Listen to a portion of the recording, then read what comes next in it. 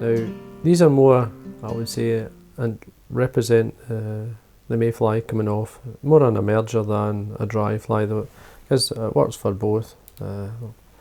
Basically what, very heavy tail gives more impression of the shuck or the nymph. This lies on the surface. Now the hackle can be quite sparse like or thick, it's up to yourself, but what you would normally do is either trim away underneath, bring the fibres on top just like this, so it gives a better sort of profile, it sits a wee bit better, gives a great impression on the water.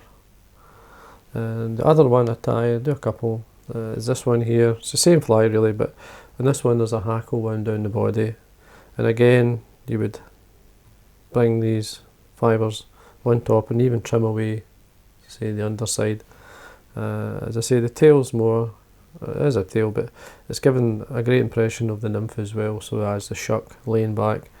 And the fish find these really irresistible because of the shape more than anything. The colours, that's a great colour for the dun coming off, nice olive. I mean, this is a pale olive this is this grey squirrel that I dyed.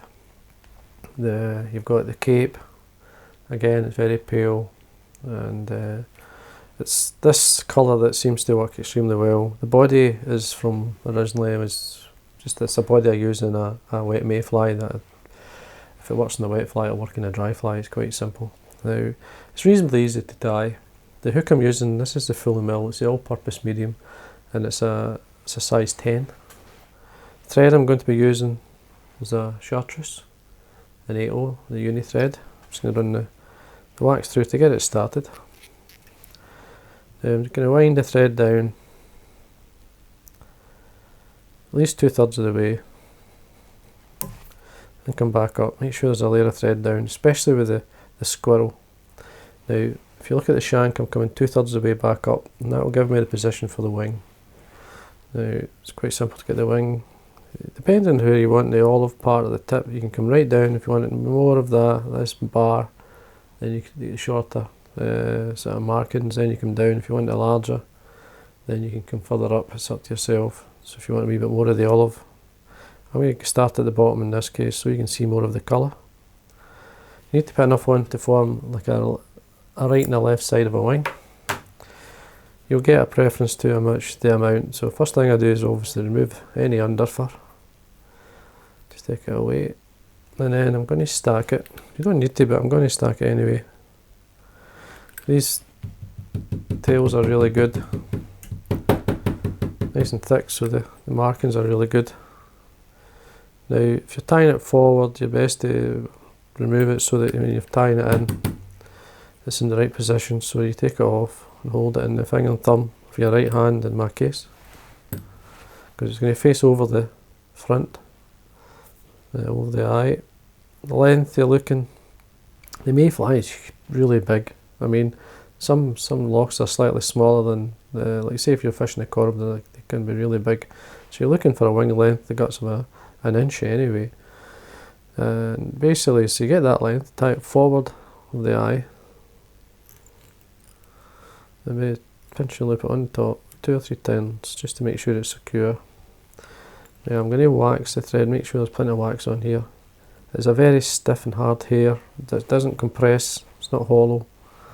But to help form the shape of the taper in the body, you've best to come from the top and cut it at an angle towards the back. And then when you wind the thread down, it'll help and form that nice taper. But you've got to do it nice and tight.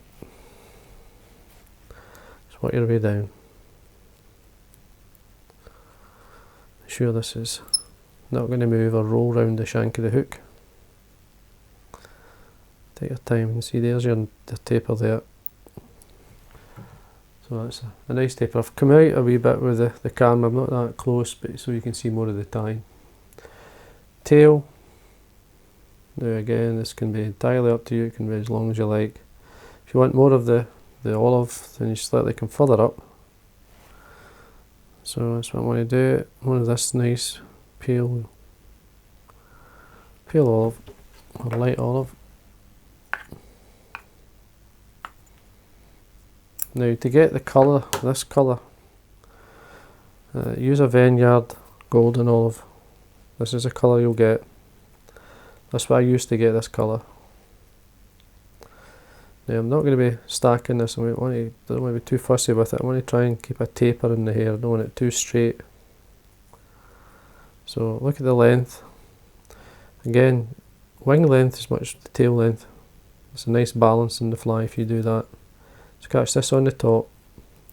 Now I'm going to come down a wee bit and then come up 2 or 3 turns. And again, from this I'm going to taper it this way so that it tapers into the body. So I've got a taper cut. Nice sharp pair of scissors. Now for the rib, I'm going to be using Chartreuse floss. This is the Uni-Floss Neon, which is a really bright Chartreuse. Take one off, take a length off, sorry. Now it's too heavy, so what you do is you twist it. In this case, twist it towards myself, and you see it will split into two. Once it does that, I take one away. Leave that on the table for your next fly. Now you catch this in. At this point, what I'm going to do is I'm going to continue up. Put some wax on your thread. Make sure you tie this in nice and tight. To this point here, and then we're going to come back down, right up to the tail.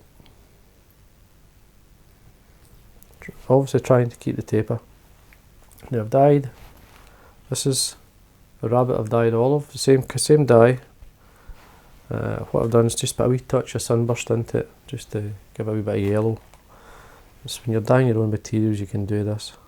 Now I've mixed it up using the blender. Just rabbit. Nice and light, it's more nymph-like, because this is basically what we're, as I say, representing more the emerging fly. The tail will represent the shock of the nymph. Then we start to wind up.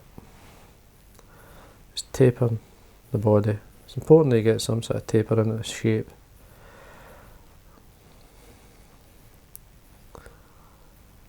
Get to this point here, take away the excess. Now the body hackle is one of the pale and the light olive. Keep it quite short.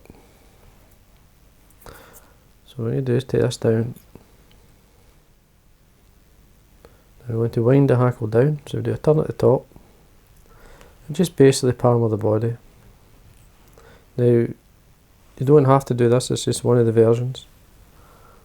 And then we come up with the rib. Now what I like to do before I start to come up is twist the floss, tighten it up,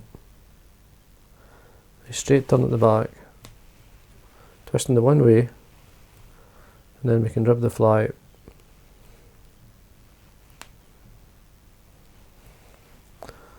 Break that off, tie off the floss. Now what I'm going to do here is just starting to build up a bit of a step, so what I'm going to do is come to the front.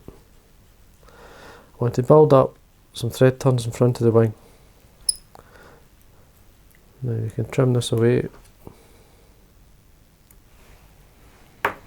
and then we want to evenly split the squirrel, so we're forming the right and left side of the wing. You can look at it from the top. Just take your time when you're trying to do this so that you get a nice, you don't want one wing bigger than the other. Just forcing it apart just to make sure. You can see then what we can do is figure eight through it. I still want these wings to lay slightly or forward to encourage this more emerging type look. If you want them more upright, then you'd obviously need to post them slightly. So I'm still doing a 2 or 3 turns in front and do a figure eight through. Then that should, when you're happy with the shape, which I am, see it's sitting forward. This profile is very long, and when the nymph's coming off or the flies are hatching, that certainly is the profile that the fish see. So make sure your thread's at the back, this side of the wing, and we can tie in the Grizzle. Now I'm going to use a saddle, it's a Grizzle saddle, dyed olive. Using quite a soft saddle hackle. It's from a cock. I'll show you the saddle itself. These are some of the softer ones at the back, which I'm using, which is a longer fibre. I want it to slightly collapse, so I don't want it to be too stiff. And so we tie this on. Plenty of floatants nowadays to help float these flies. Just tied up in the front. Any fine fibres going forward, we can trim them away at this point.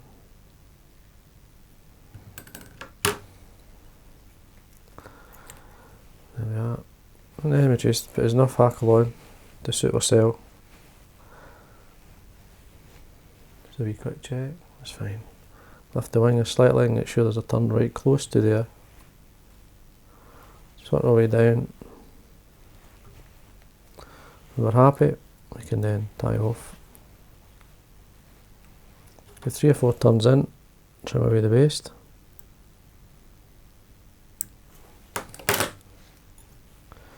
Just put a wee bit of wax on the thread. A nice head in.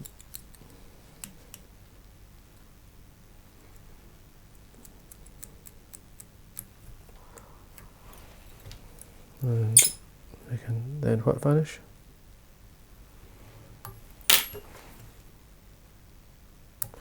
Trim away the thread. What we do is just put a wee bit of varnish in the head. Just a light, this is a light varnish, and just drawing back the fibre at this point. So into the thread turns.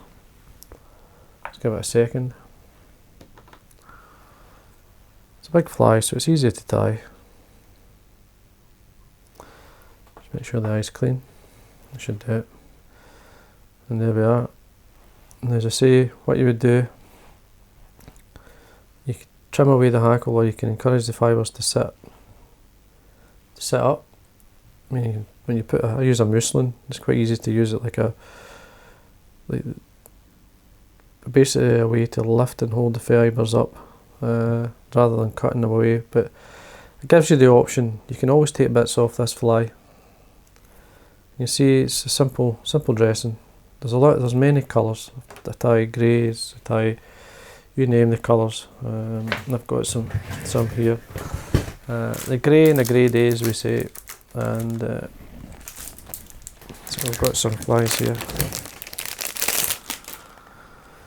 Use a brown hackle. You can use different hackles. This is just one of the many versions.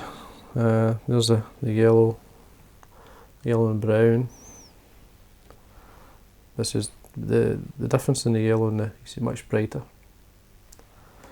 They get the grey. This one's got a clear wrap rib. So if we do, there's the grey. And it's up to yourself. You can make it slightly darker, more yellow. You can then go to your CDC versions, which is a wee bit lighter, more dun-like on the surface. And it's always good to have a dark colour again. So MayFly time's coming up. It's a time of year that many enjoy, many visit, especially Ireland. So I hope we enjoyed that.